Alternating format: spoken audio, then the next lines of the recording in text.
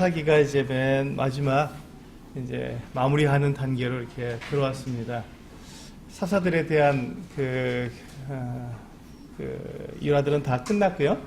삼손을 통해서 다 끝났고 이제 마지막으로 이제 사사 시대의 그 상황, 그리고 사사 시대의 그 암울한 그 역사들을 나타내주는 17장부터 21장까지 다루도록 하겠습니다. 네, 우리 오늘 그 사사기 17장 말씀에서는요, 다 읽어보셨겠지만 사사기 17장에서 우리가 오해할 수 있는 또 이게 이해가 잘 되지 않는 그러한 내용들이 참 이 전체가 다 그런 내용이잖아요. 17장도 그렇고 18장도 그렇고 21장까지 계속해서 이제 이렇게 이해가 되지 않는, 도대체 어떻게 이럴 수가 있을까 하는 이제 그런 그 답답함이 있는 그런 같은 내용들이 계속 나오게 될 것입니다. 그래서 이 부분을 좀 이렇게 자세하게 잘 살펴보시는 게, 주의 깊게 살펴보시는 게 필요하다고 생각이 됩니다. 오해하지 않도록. 그래서 오늘 그 17장의 그 말씀의 제목은 순종은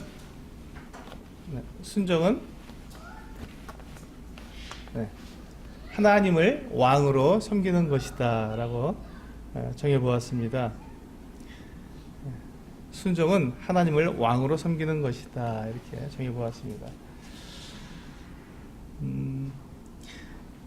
10장 1절부터 보시면 이제 그 에브라임 산지에 미가라 이름하는 사람이 있더니라고 시작합니다.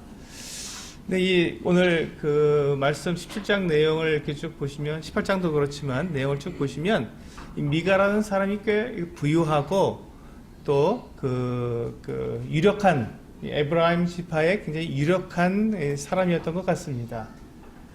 그런데 그렇게 유력하고 또 부유했던 또 이렇게 지도자 이렇게 그룹에 있었던 사람 같은데, 그 같은 사람, 그 집안이 이스라엘 백성들 사이에서 그게 판단하는 것과 하나님 섬기는 방법이 어땠는지를 보게 되면, 그 당시 이 이스라엘 사람들의 보편적인 삶의 모습이 어땠는지를 우리가 미루어서 짐작해 볼 수 있다고 생각이 됩니다.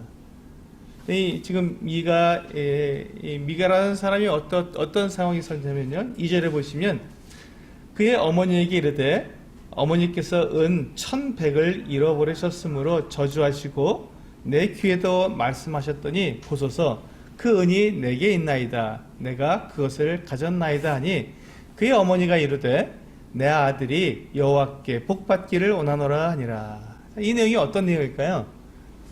이 내용을 읽어도 이게 잘 이해가 되지 않습니다. 이 내용이 뭐냐면, 어머니가, 미가라고 하는 사람의 어머니가 은 1,100을 잃어버렸습니다. 이 은 1,100은 우리가 앞에서 한번 나왔던 내용입니다. 드릴라에게 삼손의 그 힘의 비밀을 알려주게 되면 이 블레셋의 방백들이 은 1,100을 주겠다고 했습니다. 그 은 1,100이 약 한 장정의 10년치 연봉입니다. 10년치 연봉. 굉장하죠? 근데 앞으로도 보시면 이제 이 은 1,100이 얼마나 큰 돈이었는지가 우리가 금방 이렇게 상상이 되는 것이죠. 근데 여기서 보시면, 뒤에 보시면 또 이제 베들레헴의 그 레위 지파의 청년이 미가의 집에 와서 거기서 제사장 노릇을 하는데 그에게 매년 은 10개를 줍니다. 연봉이 은 10밖에 안 되는 거예요. 10개밖에 안 되는 거예요. 제사장의 연봉이. 그리고 옷 한 벌과 먹을 것을 주는 것, 이것 외에는 없습니다. 그러니까 이 은 1,100이라는 이 단위가 굉장히 큰 단위였던 것 같습니다. 근데 그 은 1,100을 어머니가 가지고 있었는데 그걸 잃어버린 거예요.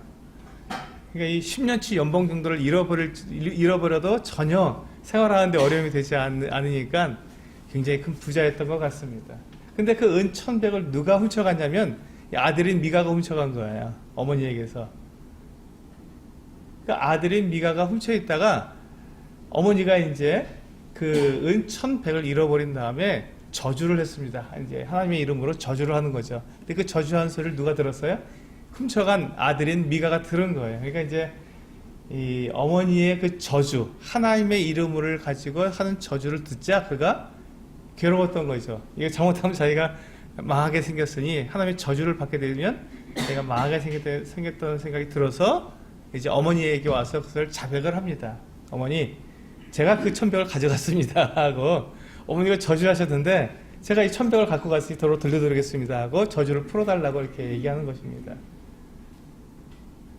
그러니 이 참 정말 이해하기 어렵죠. 그런데 그때 어머니가 이 미가를 앞에 놓고 뭐라고 말하냐면, 네, 내 아들이, 그의 어머니가 이르되 내 아들이 여호와께 복받기를 원하노라.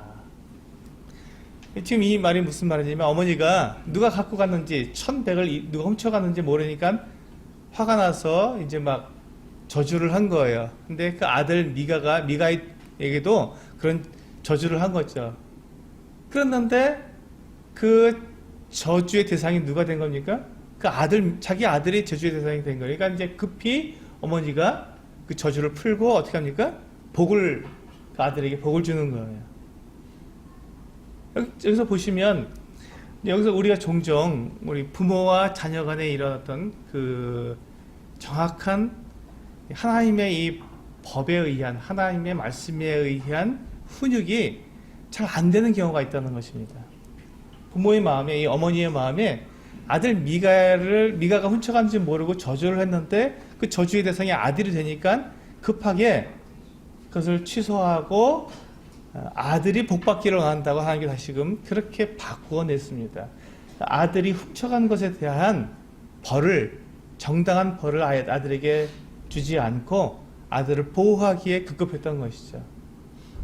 여기에서부터 이제 문제가 생깁니다. 그러니까 이 어머니가 이 아들 미가를 대하는 방법, 훈육하는 방법이 상당히 이기적이었던 것이죠.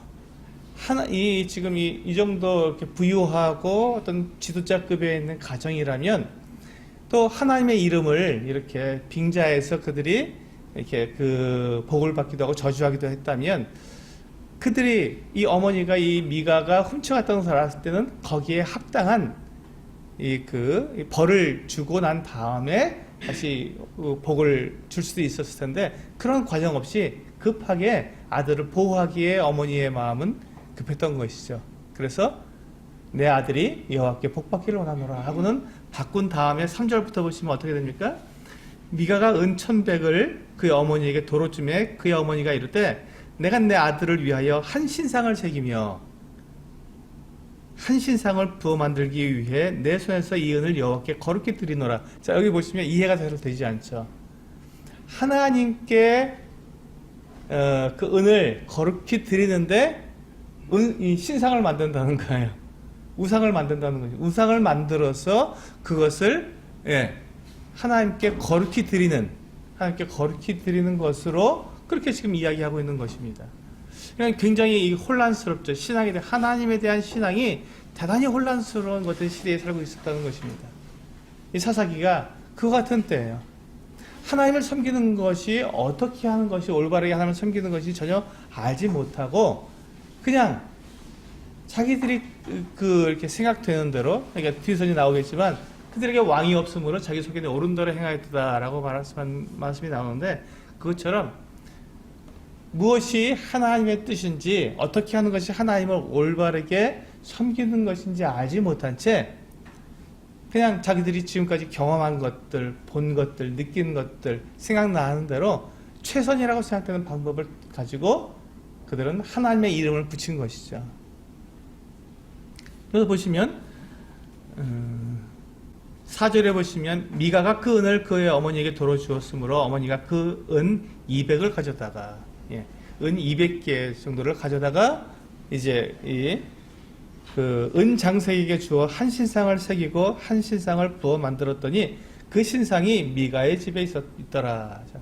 은 200이면은 약 2년 정도의 장정이 2년 정도 일했을 때 품삯입니다. 그러니까 2년 연봉으로 2년치면 뭐 우리나라 지금 현재 보통 한 1년 연봉을 보통 우리가 한 5천만 원 정도로 잡으면 1억 정도 되는 돈으로 신상을 만든 거예요. 이게 작은 신상이 아닙니다. 이게 규모가 있고 굉장히 많은 돈을 들여서 만드는 그 같은 신상이었던 것이죠.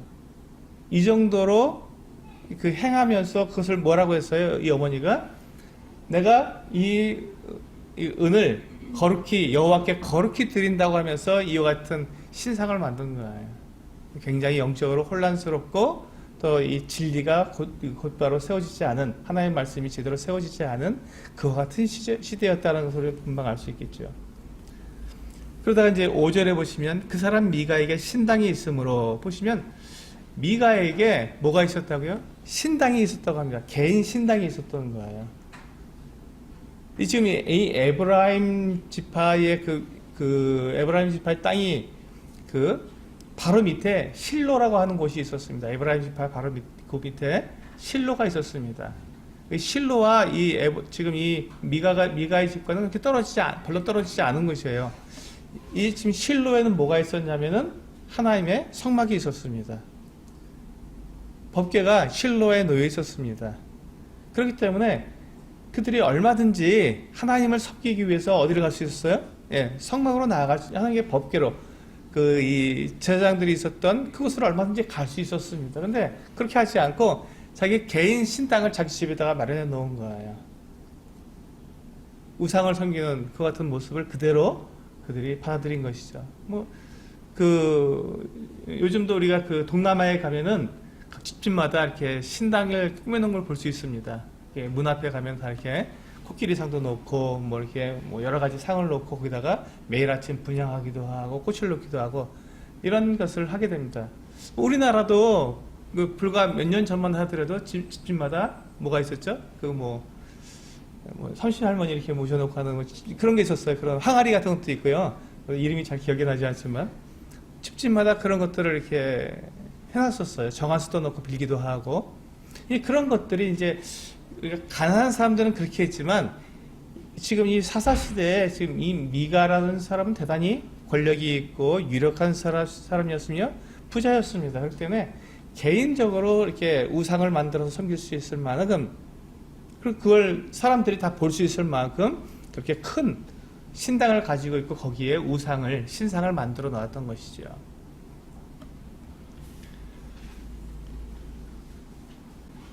그리고 이제 5절 계속 읽어보시면 그 사람 미가에게 신당이 있으므로 그가 에봇과 드라빔을 만들고 한 아들을 세워 그의 제사장으로 삼았더라. 에봇도 만들고 드라빔도 만들었습니다. 이거 에봇은 우리 아까 기드온이 이제 미디안을 물리친 다음에 그가 금을 달라 그래서 그 금으로다가 만든 게 에봇이었습니다. 그때부터 이제 이 에봇은 원래 대제사장이 겉옷 위에 입는 조끼 같은 옷입니다. 그런데 이제 그 에봇을 이 기드온이 금으로 이렇게 만들어서 그것을 마치 신을 섬기듯이 그걸 섬겼던 것이죠. 신성한 물건으로 이렇게 삼았던 것입니다. 그 이후로 지금 이와 같이 여기서 보시면 이 미가도 에봇을 만들어서 그것을 섬긴 것이죠.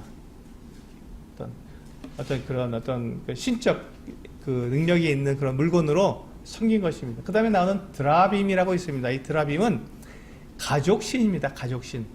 가족신이라는 건데 이제 뭐냐면 이렇게 엄지손가락만한 신상을 만듭니다. 근데 여기에는 이제 어머니, 아버지, 어머니, 아이들, 이렇게 가족들을 이렇게 꾸며 놓습니다. 근데 이 엄지손가락만한 이렇게 5개 정도, 이렇게 5개나 몇 개 정도 이렇게 만들어서 한 가족을 이뤄놓고 거기다가 늘 이렇게 비는 거예요. 우리 가족을 보호해달라는 거예요. 가족신에게 우리 가족을 보호해달라고 하는 것입니다. 이게 이제 창세기에 야곱의 아내 라헬이 그 장인, 그가 이제 야곱이 라헬과 함께 이제 온 가족을 데리고 다시 가나안 땅으로 돌아오려고 할 때 라헬이 아버지 집에 들어가서 아버지의 드라빔, 이 드라빔을 훔쳐갖고 나옵니다. 그래서 이제 말 안장 밑에 놓고 그 위에 앉아 있다가 이제 발각되지 않고 그것을 가지고 들어오게 되죠. 그 이후로 이스라엘 백성들 사이에서 이 드라빔은 그냥 통용되는, 왜냐하면 이스라엘의 조상인 야곱의 아내 라헬이 숨겼던 드라빔이었기 때문에 그것에 대해서 거의 큰 거부감 없이 다 받아들였던 것 같아요. 이렇게 해서 미가의 집에서 이 그 신을 섬겼던, 신당을 만들어고 섬겼던 굉장히 규모가 있었던 것 같아요. 그 우상을 섬기는 데 있어서. 그런데 그렇게 한 이유가 뭐냐면 6절에 그때는 이스라엘에 왕이 없었으므로 사람마다 자기 소견에 오른 대로 행하였더라, 이렇게 말씀하고 있습니다. 여러분, 이 왕이라는 그 왕이 없으므로 자기 소견에 오른 대로 행했다는 말을 우리가 보면서 뭘 느껴야 되냐면, 왕이 없는데 왜 자기 소견대로 할까요? 왕이 없다고 해서. 그 당시에 왕은 이렇게 그 백성들이 가까이 가기 어려운 대상은 아니었습니다. 왕에게 이렇게 나아갈 수 있었어요. 솔로몬의 경우에서도 보면 재판할 때 그 두 여인이 잠을 자다가 한 여인이 자기 아들을 따라 죽이고 그 아들을 한 명을 놓고 서로가 내 아들이라 했을 때 누구에게 가죠? 왕에게 나아가서 그것을 재판을 받습니다. 그러니까 왕에게 나아가면 그 어떤 우리가 재판할 거라든지 어떤 것을 시시비비를 가릴 것이 있으면 왕에게 나가서 물어볼 수 있었어요. 그러니까 이 왕이라는 존재가 그렇게 아주 굉장히 멀리 있는, 만나기 힘든 그런 존재는 아니었던 것 같습니다. 고대에는. 그렇기 때문에 이제 왕에게 나가서 궁금한 것들을 묻고, 특히 이제 미가 같은 경우에는 유력한 사람이었기 때문에 왕에게 나가서 왕이여 내가 이런 것들 어떻게 하면 좋겠습니까? 이렇게 물어볼 수 있는 것 같은 신분이 됐던 것이죠. 그때 이 왕이 없으므로 그들이 자기의 소견에 오른 대로 행했다 하는 말은 결국은 뭐냐면, 그 왕은 그들에게 이렇게 그 어느 것으로 어떻게 해야 될지 그 시시비비를 가르칠 뿐만 아니라 판단하는데, 행하는 데 있어서의 어떤 지침을 가르쳐주는 그 같은 사람이었던 것 같습니다. 그래서 이 왕이 있어야 했는데, 지금 이 왕이 없으므로 이스라엘 백성들이 자기 소견에 오른 대로 행했다라고 말하고 있습니다. 그럼 우리는 여기서 보면 우리가 그래, 그러면 이제 왕이 필요하겠구나, 이런 생각을 갖도록 만드는데 그렇지 않습니다. 이 지금 사사기에서 지금 이 말씀을 하고 있는 내용은 왕이 없으므로 자기 소견에 오른 대로 행했다 하는 말은, 그러니까 왕이 필요하다는 것을 긍정적으로 이렇게 지지해주는 그런 말은 아닙니다. 우리 사무엘상 8장 말씀을 보시면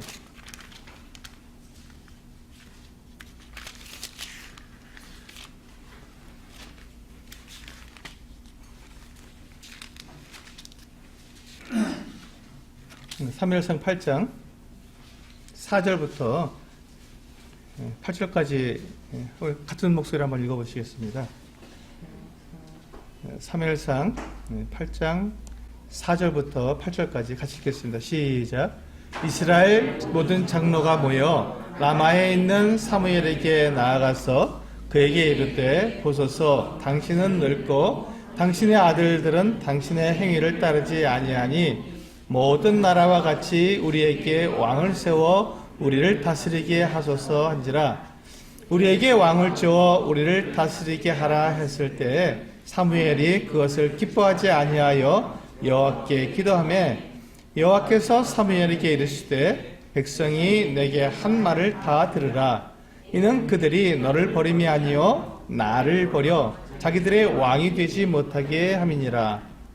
내가 그들을 애굽에서 인도해 낸 날부터 오늘까지 그들이 모든 행사로 나를 버리고 다른 신들을 섬김같이 내게도 그리하는도다. 여기 보시면 이스라엘의 왕은 누구셨죠?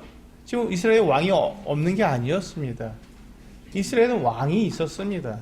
근데 그 왕이 우리 눈에 보이는 사람 왕이 아니라 하나님의 왕이셨던 것입니다. 하나님께서 이스라엘 백성들이 이 제사장을 통해서 하나님께 나아가서 물으면 답을 해주셨고 판결을 해주셨고, 그들이 어떻게 행할 것인지를 이 모세를 통해서 율법서를 적어서 다 그 책으로 만들어서 가지고 있었습니다. 그렇기 때문에 하나님께서 이스라엘의 왕이셨고, 그들의 모든 필요와 그들의 모든 이 판결을 얼마든지 그들에게 해줄 수 있었었는데, 그들이 그것을 원치 않았던 것이죠. 그렇게 눈에 보이지 않는 막연한 하나님이 아니라 눈에 보이는 하나님을 그들은 원했던 것입니다. 사람 하나님을 사람 왕을 원했던 것이죠. 눈에 보이지 않는 그 이 하나님께서 왕이 되신다면 답답했던 거예요. 그래서 우리도 다른 나라와 같이 왕을 세워주소서 하고 사무엘에게 나와서 구했던 것이죠. 그때 하나님께서는 그 그 지금 사무엘아 네가 그걸 어렵게 생각하지 말아라. 실망하지 말아라. 너를 버린 게 아니다. 네가 잘못했다고 지금 하는 게 아니라 사실은 나를 버린 것이다고 하나님께서 말씀해 주신 것입니다. 우리 여기서 보시면 사무엘 사사기로 다시 돌아오셔서 10장으로 돌아서 보시면 가만히 보시면 지금 이 미가라고 하는 이 한 가정을 통해서 이스라엘 전체를 우리가 미뤄볼 수 있다고 말씀드렸는데 지금 미가가 한 일은 무엇입니까? 하나님께 물었습니까? 하나님의 이 율법서, 이 모세가 기록한 율법에 뭐라고 기록되어 있는지 그들이 그것을 살펴보았습니까? 아닙니다. 전혀 그렇게 하지 않았습니다. 하나님이 왕이시고 하나님께서 그들에게 어떻게 할 것을 다 알려주시고 계시고 그것을 이미 어떤 판결을 다 갖고 계신데도 불구하고 이스라엘 백성들은 하나님께 나오지 않았던 것이죠. 하나님을 왕으로 섬기지 않았던 것입니다. 그리고 자기 소견에 오른 대로 그렇게 행했던 것이죠. 그래서 지금 이 말씀은 왕이 필요하다는 것이 아니라 그들의 지금 사사시대에 이스라엘 백성들이 하나님을 버렸다는 것을 말씀하고 있는 것이죠. 하나님이 없었다는 것입니다. 오늘날 우리는 이와 같은 말씀을 보면서 우리가 도전을 받아야 합니다. 우리에게도 동일한 도전이 있습니다. 우리가 하나님을 섬긴다고 하지만 정말로 내가 가지고 있는 이 믿음, 내가 예수 그리스도를 믿고 구원받은 이후에 내가 살아가는 하나님을 나의 하나님으로 섬기고 예수 그리스도를 나의 구주로 섬길 때 내가 나의 삶의 전생에 있어서의 그 모든 판단과 분별과 행함과 모든 선택의 그 기로에 있을 때 내가 과연 하나님의 말씀, 하나님께 나에게 인도해 주시고 나를 지도해 주시는 분명하게 변치 않는 이 하나님의 말씀을 통해서 내가 하나님께 묻고 그 결정을 하나님의 말씀 가운데서 내가 하고 있는지 아니면 내가 지금까지 살았던 삶의 경험과 또 내 주변 사람들이 하고 있는 많은 그 같은 방법들 그리고 대체적으로 그냥 통용되는 세상에서 통용되는 그 같은 방법을 내가 가지고 들어와서 다만 하나님의 이름으로 그래 내가 하나님을 믿으니까 하나님께 나를 도와주시겠지라고 생각하고 그 방법을 내 삶에 적용을 시킨다면 그것은 왕이 없어서 자기 소견대로 행하는 사사시대의 사람들처럼 우리도 마찬가지로 하나님 없이 내 뜻대로 그냥 살아가는 삶의 한 모습이 될 뿐이라는 것입니다. 똑같은 것이죠, 사실은요. 우리가 그 하루를 살면서도요, 하루를 살아가는데도 우리가 보통 한 사람이 일반적으로 한 2만 번 정도의 선택을 하게 된다고 합니다, 하루에. 예, 밥을 먹을 것인가 말 것인가, 일어날 것인가 말 것인가, 지금 씻을 것인가, 씻지 않을 것인가, 이런 것들에 대해서 하루 종일 어떤 학자가 이렇게 연구해 봤더니 한 2만 번 정도의 선택을 한다고 합니다.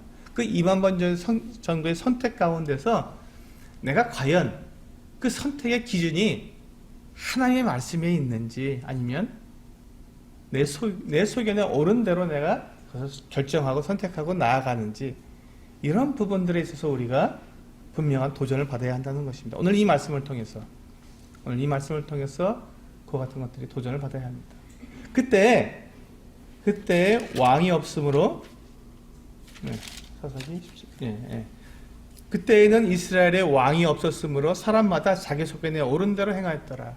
이와 같은 상황이 만약에 오늘날 우리들에게 그대로 들어오게 된다면 지금 이 사사시대에 지금 이 미가의 이 가정에서 일어났던 이 정말 이해할 수 없고 정말 어처구니 없는 이 삶이 사실 우리들 가운데도 있다는 것입니다. 어떻게 하나님을 섬긴다고 하면서 신상을 만들 수 있을까라고 우리는 말하지만 우리들의 삶 속에서도 내 삶 가운데서 과연 나는 우상을 내가 보이지 않는 그 우상, 신상을 만들지는 않지만 내가 하나님보다 더 우선하고 내가 하나님보다 더 내 판단과 내 삶의 결정을 더 의지하는 그 같은 대상이 있다면 그가 우상이죠. 그가 신상입니다. 그와 같은 것들이 나에게 있지 않은가 생각해 보는 것입니다. 내 삶의 의지가 되고 하나님보다 더 내 삶의 판단의 기준이 될 수 있는 그와 같은 가르침이 있다면 하나님보다 더 우선하는 것이 있다면 그것은 미가가 지금 우상을 만들어 놓은 것처럼 동일한 우리들의 우상을 섬기고 있던 것과 동일한 그 같은 모습이 된다는 것입니다. 우리는 하나님을 왕으로 섬기는 것이 아니죠. 그렇게 된다면. 그래서 우리는 하나님을 왕으로 섬겨야 합니다. 순종은 하나님을 왕답게 섬기는 것이 순종입니다. 하나님께 나아가서 묻고 또 그 판결을 기다리고 어떻게 그 분별을 해서 내 삶의 결정을 해야 되는지를 알아보는 것. 그 같은 일들을 우리는 왕 앞에 나가서 할 뿐만 아니라 이 하나님 앞에 나아가서 해야 된다는 것이죠. 지금 오늘날 우리들은 하나님 앞에 나아가서 그와 같은 것들을 묻고 우리는 하나님의 음성을 들어야 합니다. 종종 우리가 이제 하나님의 음성을 듣고 우리 그리스도인들이 그렇지 않습니까? 나는 하나님의 음성을 하나님께 그 하나님의 말씀을 내가 듣기를 원하고 하나님 저기 말씀하소서 이런 말을 하지만 종종 우리가 개인적으로 하나님 앞에 이 같은 하나님의 이 그 말씀으로 인도함을 받기보다는 교회 안에서 이 같은 뭐 강단에서 나눈 말씀을 통해서만 아 그렇구나 하나님이 그렇게 말씀하셨구나 그렇게 살면 되겠구나라고 생각하고 개인의 삶에서는 그것 없이 하나님께 나가서 묻고 또 응답을 받는 그 같은 삶의 신앙의 같은 경험이 없이 그냥 내 소견에 오른 대로 살아가는 경우가 참 많다는 것입니다.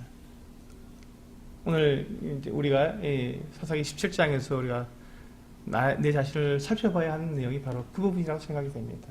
나는 내 의견에 내 소견에 옳은 대로 행하고 있는지 정말 하나님께 나아가서 하나님을 내 왕으로 그분의 말씀에 내가 순종한 대상으로 내가 삼아서 하나님께 나아가고 있는지 개인적으로 내가 하나님을 만나고 있는지 그 음성을 듣고 있는지 도전을 받고 싶습니다. 우리 7절에 보시면 유다 가족에 속한 유다 베들레헴에 한 청년이 있었으니 그는 레위인으로서 거기서 거류하였더라. 이제 베들레헴에 살고 있던 한 레위 지파 청년이 나옵니다. 그러면 레위 지파가 그 하나님에 의해서 레위 지파가 이제 하나님을 섬기는 그 같은 지파로 부름을 받았고 그들은 가나안 땅에 들어갔을 때 땅을 분배받지 않고 각 성에 이렇게 레위인들을 위한 그 성을 주고 그들이 집을 주어서 거기서 살 수 있도록만 해주었습니다. 그들에게는 경작할 땅이 없었기 때문에 그들은 그 사람들이 주는 다른 지파에서 주는 11조를 가지고 그들이 생활할 수 있었습니다. 그런데 여기 보시면 이 지금 유다 가족 중에 속한 유다 베들레헴에 한 청년이 있었는데 그가 레위인으로서 거기에 머물고 있었습니다. 그런데 8절에 보니까 그 사람이 거주할 곳을 찾고자 하여 그 성읍 유다 베들레헴을 떠나가다가 에브라임 산지로 가서 미가의 집에 이르매 이 사람이 자기가 있어야 할 이 유다 베들레헴에 있지 못하고 거기서 떠날 수밖에 없었습니다. 왜 그랬을까요? 생활할 수가 없어서 그렇습니다. 11조가 제대로 들어오지 않았고 또 지금 아마도 이 그 블레셋의 공격에 의해서 이 하나님을 제대로 섬기지 못하는 우상이 너무 이렇게 만연해 있기 때문에 하나님을 제대로 섬기지 못했기 때문에 이걸 레위 지파로서 그의 삶에 그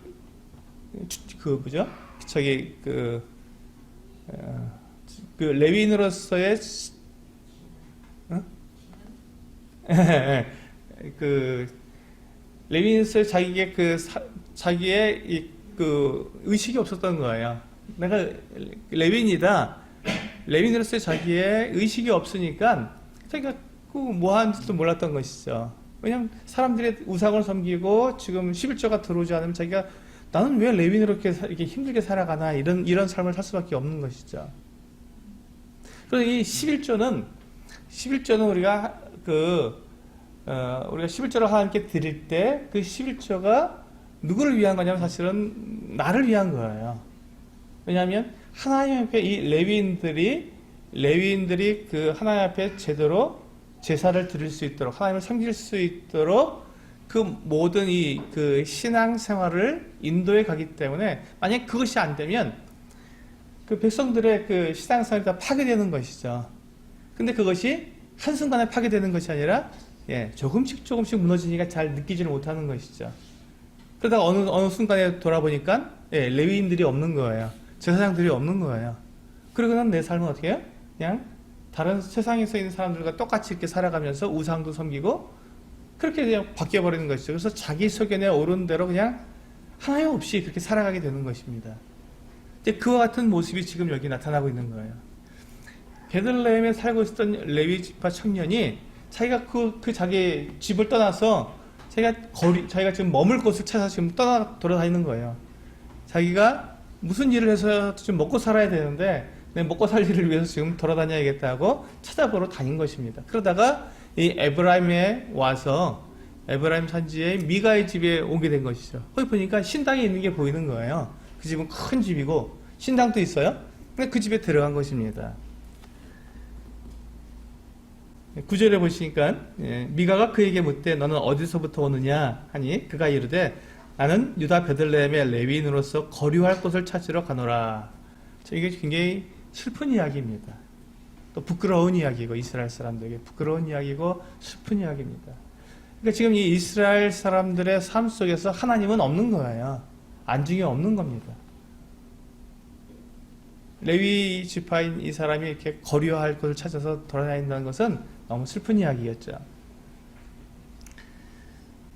그러니까 10절에서 보니까 미가가 그에게 이르되 내가 나와 함께 거주하며 나를 위하여 아버지와 제사장이 되라. 내가 해마다 은 10개를 준다 그랬습니다. 그리고 의복 한 벌과 먹을 것을 주리라 하므로 그 레위인이 들어갔더라. 자, 이 보세요. 레위인이 얼마나 궁핍했는지. 일반적으로 1년 연봉이 한 은 100개 정도 된다고 우리는 생각할 수 있습니다. 왜냐하면 1100이 1년 연봉이 10년치 연봉이었으니까 한 100개 정도가 1년치 연봉이 되겠죠. 근데 지금 이 사람은 그의 10분의 1인 은 10개를 받고 의복 한 벌과 먹을 것을 받음으로 기뻐함으로 들어갔거든요. 굉장히 만족해서 들어갔습니다. 굉장히 가난했던 것이죠. 이 사람은. 네. 11절에 보시면 그 레위인이 그 사람과 함께 거주하기를 만족하게 생각했으니 이는 그 청년이 미가의 아들 중 하나같이 됨이라. 만족했어요. 그 은 10개를 받고 의복 한 벌 받는 것을 만족했습니다.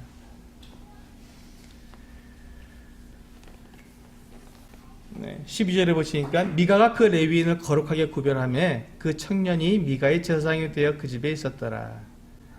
그러니까 지금 이 레위인을 미가가 굉장히 존중해 주었습니다. 그리고 정말 아주 하나님을 섬기는 사람으로서 거룩하게 이렇게 구별해 주었던 거예요. 그러니까 만족했죠. 그 다음에 이제 우리 13절 마지막 절에 보시면 이에 미가가 이르되 레위인이 내 제사장이 되었으니 이제 여호와께서 내게 복 주실 줄을 아노라. 자, 이제 미가가 어떻게 판단을 했습니까? 이제 레위인이 나의 제사장이 됐으니 이제 하나님께서 나에게 복을 주실 거다 이렇게 얘기를 했습니다. 지금 이 미가가 지금 하나님의 이 율법을 알고 있었던 사람일까요? 잘 몰랐던 것 같습니다. 하나님의 말씀을 잘 몰랐던 사람이었던 것 같습니다. 레위인이 하나님을 섬기는 사람이었던 것은 알았어요. 알 수밖에 없죠, 그것은요. 근데 그가 자기의 제사장이 됐다고 해서 이제 그가 만족했다는 것, 이것은 참 큰 오류였습니다. 레위인을 누구를 위한 하나님을 섬기는 사람이었죠? 그는 하나님을 섬기는 사람이었습니다. 개인을 섬기는 사람이 아니었습니다. 근데 지금 이 미가는 그 하나님을 섬겨야 할 이 레위 지파 청년을 데려다가 자기를 섬기게 했거든요. 자기를 위해서 이렇게 제사장이 되달라고 했기 때문에 개인 제사장이 된 거예요. 대단하죠. 자, 우리가 여기에서 이제 봐야 할 것들이 있습니다. 우리 이사야서 29장을 한번 보실까요?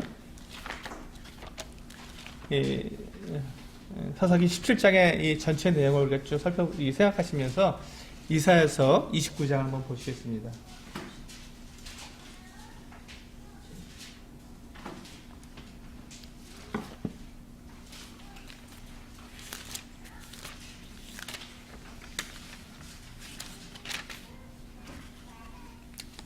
네, 13절입니다.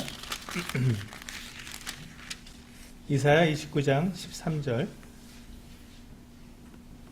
네, 13절 같이 읽겠습니다. 시작.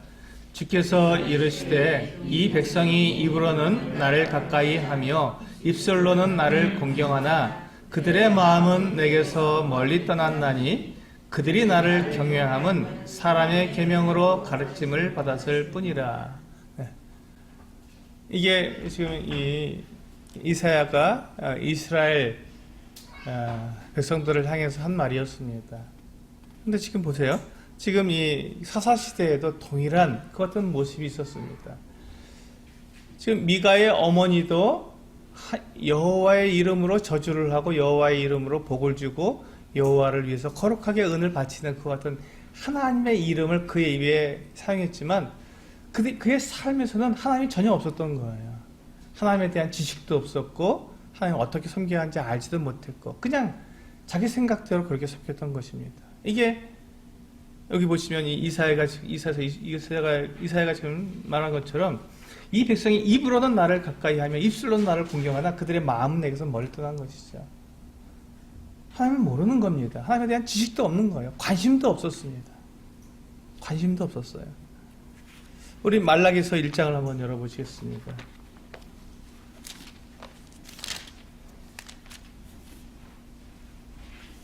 구약성경 마지막 책이죠. 말라기서 1장을 열어보시면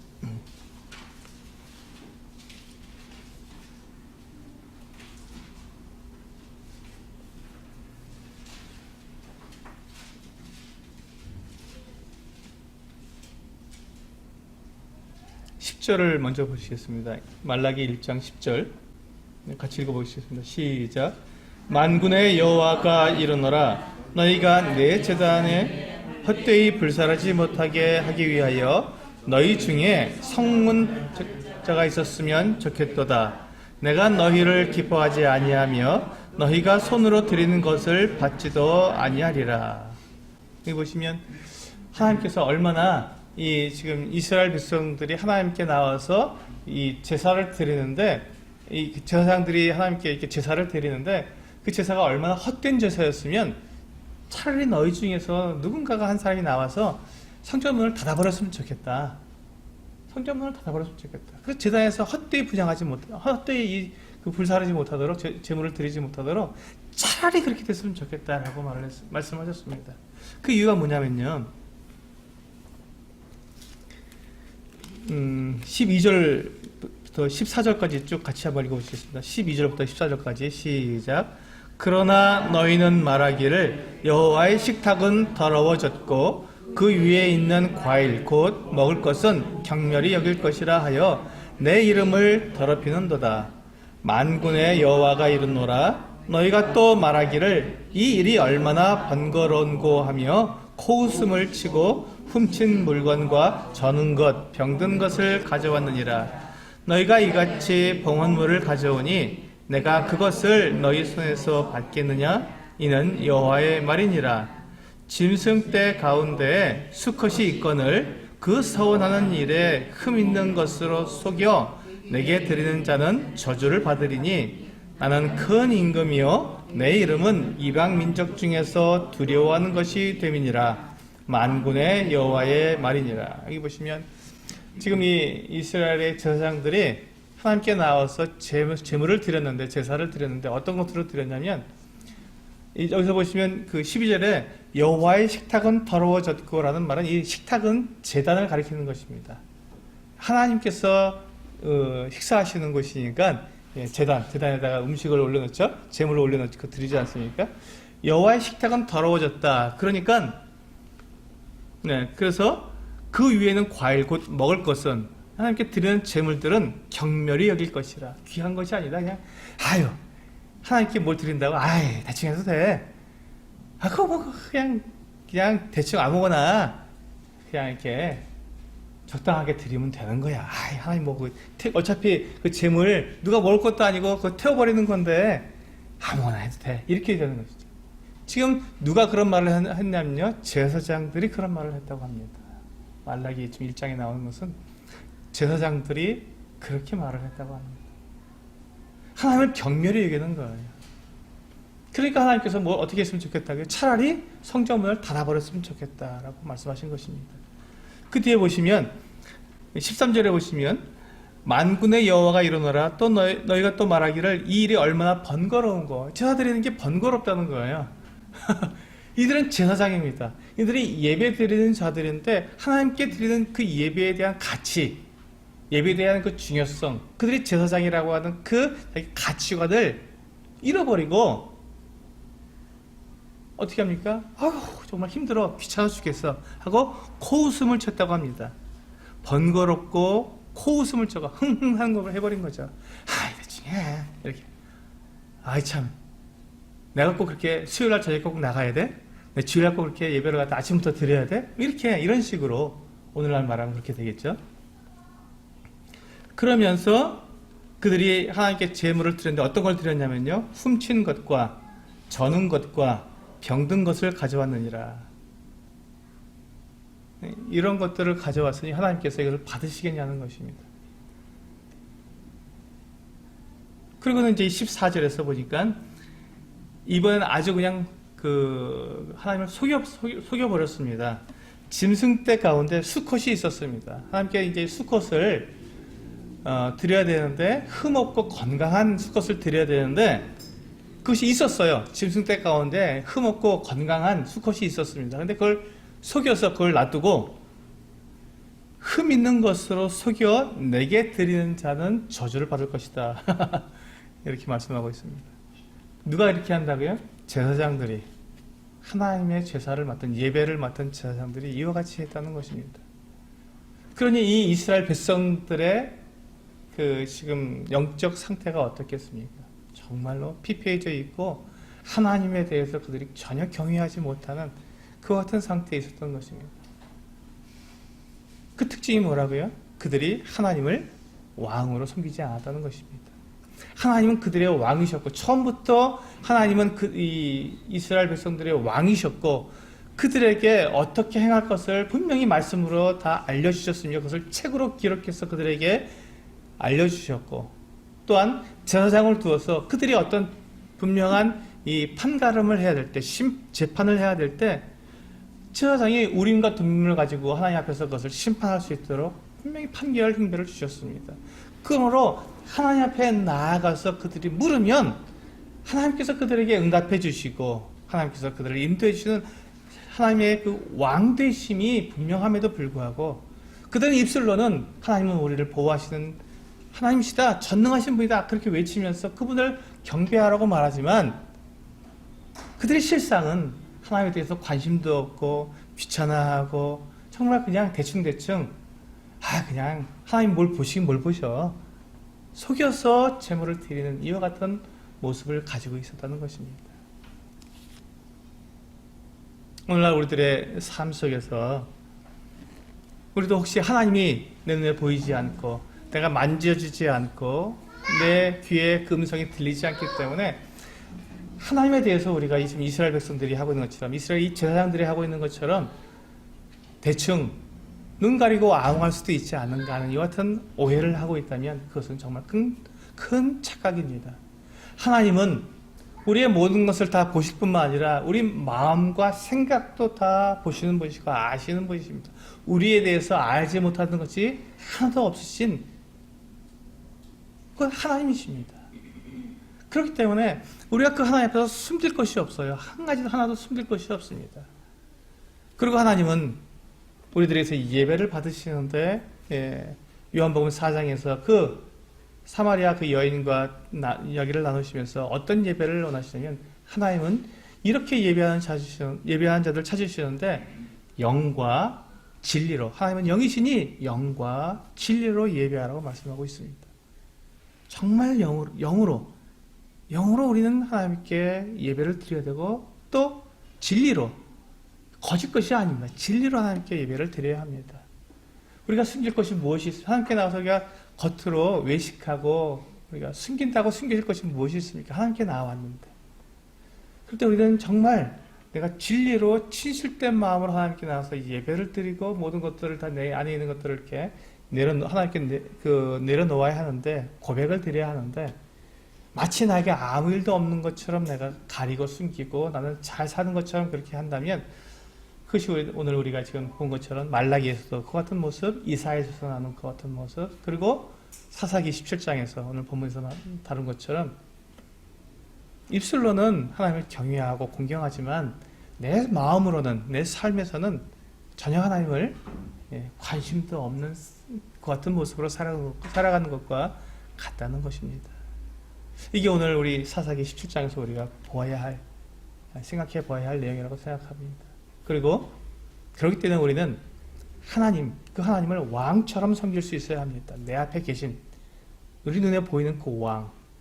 만약에 지금 우리나라에는 왕이 없어서 대통령이 있지 않습니까? 만약에 내가 대통령 앞에 있다면 그분이 대통령이 나에게 부탁하는 말이 있다면 어떤 부탁이 있다기 부탁을 하신다면 대통령이 그럼 우리가 그것을 거절할 수 있겠습니까? 그렇지 않습니다. 대통령이 나에게 어떤 말을 하시는데 그것을 언제 끝나나 하고 이렇게 말할 수는 없습니다. 개인적으로 만나서 1대1로 만약에 내가 청와대 영빈관에 가서 이렇게 접견하면서 대통령이 나에게 목을 말씀하시는데 언제 끝나나 참 코웃음 핑핑 치면서 그럴 사람은 없죠. 사람 앞에서도 우리는 그렇게 할 수 없는, 높은 그 사람 앞에서 그렇게 할 수 없는데 하나님의 말씀 앞에서 우리가 하나님의 말씀을 대하면서 우리가 그렇게 정말 하나님 말씀 정말 따분해.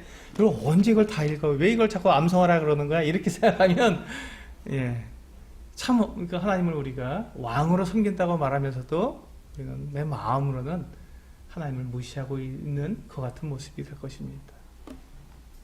그래서 우리는 하나님을 왕으로 섬기는, 순종은 하나님을 왕으로 섬기는 것이다. 이 말씀을 통해서 정말 하나님을 내가 순종할 수 있고 그분을 경외하는 참 하나님의 사람들이 되시기를 원합니다. 기도하시겠습니다.